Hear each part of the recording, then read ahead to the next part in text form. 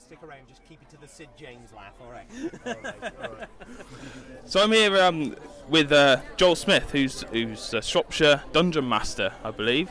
So he's on site at the castle with some paraphernalia in front of him. So do you want to just explain what you're up to, Joel? Yeah, this weekend's all about running quick sample games, so just like little role-playing games like Dungeons and Dragons, but a lot easier to learn, so that people can just come, give it a try, see what it's all about, maybe take away a card and see how they feel. If people want to come back and give it a try for serious, then they're more than welcome to. Okay, that's brilliant. So what sort of age range is this sort of based around? Is it for kids or...? Anybody can play so long as they're old enough to read and roll a dice. They're more than welcome to come join in. I've had people from 9 to 90 come and play. 90 may be an exaggeration, but all sorts of people come and play it. It's been going since the 60s, so kids can play, adults can play, but this one's very much one that anybody can just pick up and run with. Okay, cool. So, are you basically one of the only one that's doing this kind of thing in the Shropshire or the Shrewsbury area at the moment? In Shropshire, definitely. There's a friend of mine in Coventry who also runs games for hire, but I sort of cover Shropshire and environs. I might be at a charity gig in Staffordshire as well in the near future. I do events in Birmingham where I just go and I run games, but I'm also available for private hire as well, sort of running Dungeons and Dragons and games like it for birthday parties, stag do's, things like that. So it's something a bit different for anybody and everybody to give a try. Okay, that's awesome. So where can people find you? Is you on Facebook and stuff? I am on Facebook as the Shropshire DM. That's currently the only place you can find me. I've also got a phone number as well if people want to come and get a card from me down in the castle grounds. Facebook is the best place to find me at the moment. Okay, cool. And it's one of the questions that we tend to ask most people on the Biscuit podcast is, what does Shrewsbury mean to you? Shrewsbury is definitely a haven for nerdy people. Like, everywhere I go, I sort of find more and more nerds. So it's very much home. It's somewhere that I've sort of made a lot of friends. I've sort of found a huge community, very, very similar to myself, and that's what it is for me. Yeah, because there's been quite a bit of a spike in nerdy kind of shops. There's a lot of it used to be just Games Workshop when I was younger. That was it. And then the one by the bingo.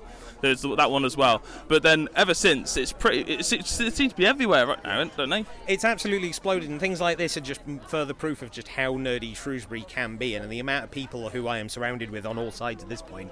It's a huge day, and everybody's engaging with like the artists who are around me. A lot of people interested in the games that I'm running. A lot of people interested in the comic books and stuff like that. And the fact that we can support groups like sort of Geek Out Southwest is the other group that I work for, and me. It's proof that Shrewsbury is a very, very nerdy place. That's awesome. So basically, if you want to have a go at Dungeons and Dragons, pop down to the castle grounds, speak to Joel, and he'll look after you. Thanks a lot. Thank you very much.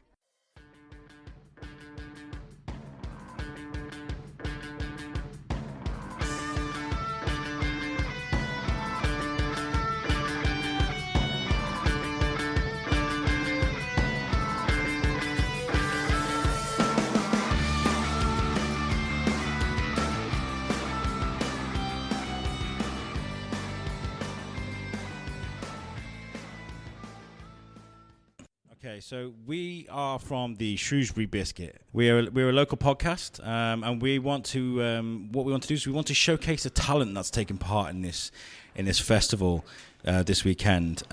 So first of all, would you like to introduce yourself? Yeah, okay. My name's Janek Dubowski. I'm head of psychology at the University of ROEHAMPTON, which is in London.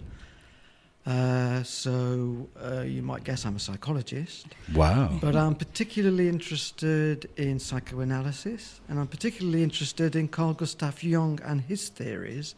And I'm here for this kind of comics convention because I'm interested in what comics might represent, or characters in comics might represent, at an unconscious level. Wow, that's really interesting. That's cool. What do you think they represent? What do you take from it?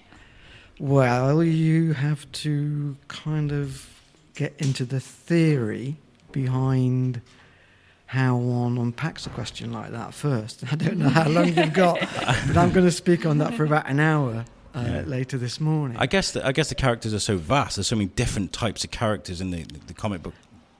It goes like this. In a sense, it goes like this.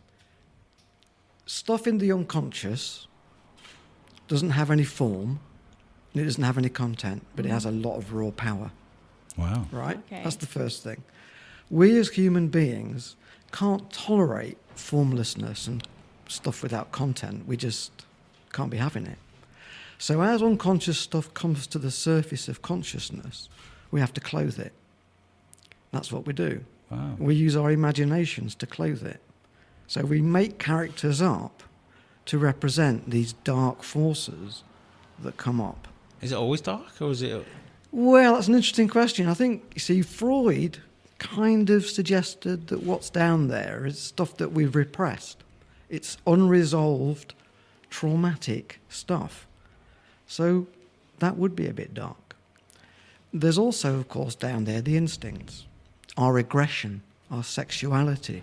Now, that might not necessarily be dark as such, but it is, to our kind of cultural sensibilities, more or less not acceptable. And that's why, for example, and this is one of Freud's theories, we have things like dirty jokes. If you turn something sexual into a joke, it's acceptable, whereas in normal discourse, it's considered not acceptable to overtly talk about sexual matters. But of course, we are sexual creatures instinctively. Is that why when you've had a few beers, people tend to get emotional? They're kind of, oh, I love you, man. You know? Of course, when one relaxes, Yeah. and that might be after a few beers or all kinds of recreational substances that people might use for this, or even just relaxing in the Lack of sauna. sleep. You know, all of that kind of stuff. It does relax the defences that we would normally have that get in the way of this unconscious stuff coming up. It's really interesting. It's crazy. Yeah. So where does that fall into comic books? Into then? comic books. Yeah. Well, if you look at the various characters, let's take Superman. Superman is, amongst other things, a hero. Mm-hmm. Maybe the most powerful hero on the planet. Not just this planet, actually, when I think about it. Many a you know, planet, yeah. And the idea of the hero is archetypal. That there is something about the idea of being a rescuer or being rescued which is deep in our unconscious. It maybe comes from our childhood when we're very, very vulnerable. You know, Yeah. we need our parents, maybe our dads, maybe our mums, to save us from all kinds of perils that are around us when we're little. So the idea of the hero is archetypal, it's central, it's important. And with comic books, do you think it kind of educates a person to become more instinctive in situations like that? Or Comic books and actually stories, myths, works of art, content, plays, yeah. content, I think acts like a kind of an insulation against bad things happening to you. That if you, for example, watch a difficult situation unfold in EastEnders, Yeah. someone's been robbed, Yeah. someone's been careless, someone left their keys unattended, it insulates you. The next time you go out, oh, where are my keys? You know, that's a small example. I mean, there are kind of bigger and darker examples. There are lots of people out there, for example, that are a bit tricky. And in psychology, and particularly Jungian psychology, there's an archetype called the trickster archetype. Now, characters like Loki, you know, in Thor's Yeah. brother, Yeah. he's a trickster. The god of mischief, yeah. He's a trickster. And Nancy, a spider god, is a trickster. Spider-Man is just the latest version of Anansi. Yeah. You know, so these archetypes have always been there over the centuries, and each generation clothes them in a slightly different way. Now, everyone's been tricked. You know, we've all had someone that we know come to us and say, "Forgot my wallet. You haven't got a fiver, so I get lunch. I'll pay you back tomorrow." Yeah. And tomorrow never comes, and the next day never comes. And it's only a fiver, and you might kind of mention it just to another colleague, you know, oh, Mick over there, I gave him a fiver. And Don't trust me. yeah, exactly. You see, exactly, because we've all been there. Yeah. Now, being tricked out of a fiver, that's neither here nor there. A tenner hurts a little bit more. Tricked out of your house, Yeah. People have been tricked out of their homes. Elderly people tricked out of their inheritance. You know, there are lots of tricky people out there. So myths, fairy tales, comic books are full of trickster archetypes. And when we read and enter the kind of fictitious world of trickery, it kind of insulates us. We take it on board, and then perhaps when we're out in the real world and we bump into a character that's just a bit tricky, we're kind of more able to recognise them. And it's almost like it's a therapy defensive for us as well. Well, We sort of put ourselves in that situation. Well, it is. I mean, as far as Jung is concerned, storytelling, myths, play, all of these things are first and foremost therapy. Do you think it's therapy for the reader or the writer? Or a bit of both? I think it's a bit of both. I think it's a bit of both. Yeah. I think it's a bit of both. I think the writer, in a sense, has always been a therapist for everybody. Yeah. I mean, they might not see themselves as therapists, but they jolly well are. I envy comic book creators or creators of any kind, music, art, because they are architects and they can take these images and these ideas in their mind and they can just make something with it. I mean, all I do is get a microphone and talk. That's what I do. And I wish I could do something like that, because to take those images from your head, do you think it kind of almost deletes it from your mind? It kind of, because they all say, don't they? Well, it's interesting because I was through the other room not all that long ago talking to an animator, an artist, about all of this stuff. And what I said to him is, okay, when you start thinking about a character that you're going to develop as an artist, you might create a kind of conscious image in your mind of what they might look like. You consciously decide what materials you're going to use. I need a big sheet of paper, I need a smaller sheet of paper, I'm going to use pen and ink, or I'm going to use paint. All of these are conscious decisions. But once you enter into that creative process and you start making this thing, a mysterious and curious phenomenon takes place. It's as if the making of it takes over and it changes. And you forget that consciously constructed image of what it was that you intended to make, because this thing has a more powerful pull upon us. And when it's finished, sometimes it's almost completely different from what we thought we were going to make, or sometimes it's only slightly different. But then the reader still interprets it slightly different. So I imagine in everybody's head it's a slightly different version. Although you're seeing that drawing and in that image of it, you still interpret that completely differently. See, my point is that mysterious process is an unconscious one. That you start off being conscious, but then the unconscious takes over. Right. And there is something about the imagination, whether you use that, making music or drawing or in theatre, imagination is the thing that helps us to bridge our conscious mind and our unconscious mind. That's the big lesson for me, that we evolved imagination to form this bridge. So what do you make of the guys that are a little bit old, a bit too old to be living with mom, collects a lot of comic books, still avidly reads comic books as compared to a child? Do you think there's much difference between them, or what's your take on that? I'm not familiar with those kinds of characters. No? I'm not one of them. No, it's not a bad thing. I mean, I've never grown up, and I don't see it as a bad thing. I think it's probably that. I think there's a lot of the time, from my experience of meeting these sort of characters, is that they almost don't want to grow up, or they want to hold on to that childhood inside them and have that belief, maybe. I actually know quite a few, and I think about it, I know quite a few people that have got several hundredweights, if not tons, of stacks of motorcycle magazines.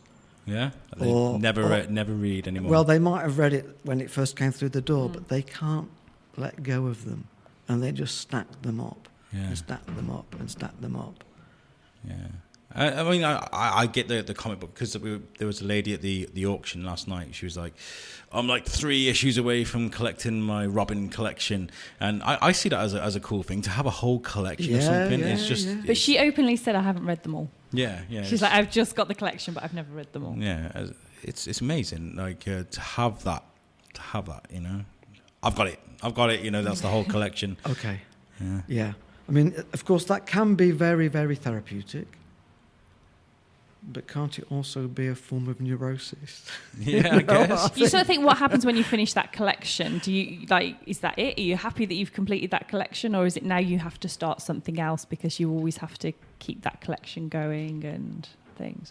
I'm on speculative ground here. We might have to ask her that later. We'll have to get her on the show and sort of say, Yeah. what happens when you get those final 3? So what are your most astounding kind of findings whilst you're doing your research on this then? Well, today I'm particularly interested in zombies. Yeah, the Charlie Adlard here, yeah. Right. Zombies. It seems to me that zombies have really caught the imagination, and they're everywhere. They're in comic books, they're in films, they're on TV. They're certainly everywhere in Shrewsbury today. They're just everywhere. So if you think, what does the zombie represent? What does the zombie represent in the unconscious? Why do we have so many zombies in the world right now? Yeah. Big question. What do they represent about our unconscious fears? That's the question. The way I think about it is like kind of New World Order. It's kind of like let's start the world all over. The zombies are almost superficial. They're kind of that's just what happened. Now we get to do this our way, and we get to go and find a mall, live there, eat Doritos for the rest of our lives, and sit on lazy boys and watch TV. That's how I think about the zombie apocalypse. But obviously, I still think people use it as a coping mechanism so that they're not scared of what's going to happen in the future. That if they can make it a fun situation now, they're not going to worry. Because there was a time when people were really concerned that like a zombie apocalypse was totally going to happen, and what were we going to do? Where were we going to go? And now I think because they've made it so accessible, I guess. I think it was Shane actually that mentioned on the biscuit a while ago on the Facebook page, if there was a zombie apocalypse in Shrewsbury, where would you go? And it started off this amazing conversation of where you want to go. But as far as zombies are concerned, I guess the appeal to kind of kill and not feel remorse and guilt about it. I'm looking at it from a rather different angle. Oh, okay. I am looking at it from a rather different angle. I've got a 10-year-old son who will spend all day on a screen if I let him. Yeah. Mm-hmm. And he's got a lot of mates, some younger, a lot older, into their teens, who have a screen in front of them all of the time almost. And you can put your hand between their eyes and the screen, and they do not blink. And you can come in from work and say, "Hi, how is everybody?" And they do not look up from the screen. To all intents and purposes, they are zombies. They are zombified. Wow. And they're watching zombies in a zombified state. How, from a psychological perspective, how do you understand that? Now, one way to understand that is this. Look at a newspaper, and you might find on a particular page a rather small column about climate change, or as it's starting to be called, climate emergency. Yeah. And how serious it is. And there's some giant thing about Katy Perry on the front, No, but then you turn the page and there's a whole page ad for the latest Ford four-wheel drive 4-litre diesel engine car. Now, when our kids see this, on the one hand, we're talking about the planet being seriously in danger, and how burning carbon is responsible for this. And on the other hand, they see on the street more and more cars with 2, 3 or 4 exhaust pipes sticking out the back. What are they going to make of that? What are they going to make of that? What do they make of us, the adults who are supposed to be taking responsibility for them in the world, when the world is so contradictory? I guess that small little bit at the front of the page is just gone, isn't it? You're looking at the car. It's just gone. And and I'm wondering whether, they're hiding behind the screens because what's out there in the real world is actually a little bit more scary than that. Yeah. It's even scarier than the zombies. So that's my hypothesis. That's really like the most interesting thing I've heard. It's almost like a holiday in your so you're kind of taking a break. Kind of like, okay, this isn't happening. Let's go play on the Xbox. Yeah. Yeah. And I get that. I mean, last night, the first thing I did, we finished the opener last night. I was saying to Jodie, I'm so tired. Oh, we need to be up in the morning. I came home and threw the Xbox on because I was like, I need to unwind. I like to unwind because if I go do something busy and try and go sleep, it's just all going on in my head still, so I need that moment. But then that's also the norm, because like these were laughing at me today. I don't have a TV in my house. And so many people think it's such a strange thing that I don't. She does have a TV. She does have a TV. It plays Fire, apparently. Like my Fire display is on a TV screen, but like I don't have a TV aerial. I don't watch TV, things like this. Personal choice. But that to a lot of people is really weird. But I'm like, I just don't want to watch. I just don't want to watch the TV. But to some people, they're like, I'm strange. But then to me, other people that are sit and focused on, like yourself, or like your games and things like that, I find that a strange way of relaxing. Yeah, I guess everybody's got their kind of vice, haven't they? Is that right? Well, is it a vice? I think that sometimes, the real world out there is so pressured, and has so much stress associated with it that we just need ways to kind of switch that off. Yeah, and that is therapeutic. But is it a healthy way? If it switches it off and gives us some downtime, that's healing. I bet even cavemen looked at the fire and thought, that's beautiful. Just stared at it. I've been hunting wildebeest all day. That's beautiful. I'm going to stare at this for a little bit. I'm bored. Yeah, it's really interesting. So where are you going to be going today to look at the zombie aspect of things today? I'm not sure, because I'm just focused on giving my paper in quarter of an hour here. Ooh, wow. In quarter of an hour. And then I can relax. My nipper, who's 10, and his mum are, I think at this very moment, working with the Jedi Master. Oh, Andrew Lorden. I was sat next to him last night at the launch. Yeah, that would be great. How to fight with lightsabers. Lightsabers. That's so cool. I hope that when I see them later for lunch, they've still got all 4 limbs. That's quite cool. And he's a really big, I'm 6 foot tall, and he's a big guy. I was he's quite intimidating sort of looking character. So I'm sure that's really fun. Is there anything? Sorry, I didn't mean to. Is there anything you're looking forward to seeing yourself today after you've kind of winding down? Well, actually, I am fascinated by zombies, and I do want to go and see the zombie thing, but I don't know whether my wife will allow Oscar to go, because he's only 10, but he does so want to go. He hasn't dressed up then. There's a lot of dress up as zombies today. Oh, I didn't know that. Yeah, there's a full zombie walk. I think it's 1 o'clock. I think there's a full zombie walk through the town of like people that can dress up. So if you can find an outfit pretty quick, you can you don't need to put you in it. Thank you so much for joining us on the Shrewsbury Biscuit. Pleasure. Thank you very, very much. Thank you for helping us with this festival as well, because it's such a big deal. Enjoy your weekend. We think it will be amazing. Thank you very much. Thank you. Thank you.